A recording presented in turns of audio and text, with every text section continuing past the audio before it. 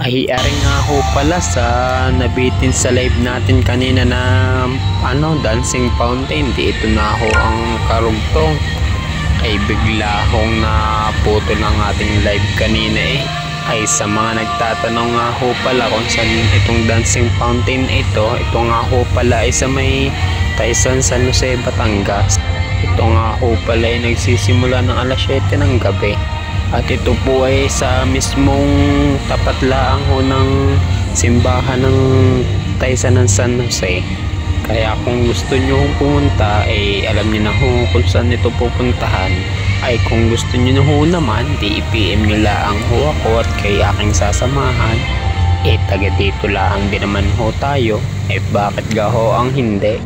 Kay magsabi laang ho ay madali naman ho tayong kausap. Ay para na rin ho masilayan ninyo ang kagandahan ng bayan ng San Jose. Ay tignan nyo ho naman, marami hong taong pumupunta dito ay galing pa ho yan sa iba't ibang lugar. Ay lalo naman ho yung mga nagtitinda ay galing ho yan sa malalayong lugar. Ay pagkakaganda naman ho sadya ng dancing fountain na ito eh. Ay hindi na ho nakapagtataka na dadayuhin ho ito. Kaya nga ho para sa mga nabitin kanina sa aking live ng dancing fountain na ito, di ito na ho ang karugtong, di manood na laang ho tayo na ho. Yan ho at panoodin nyo, di para ma-relax na rin ho kayo.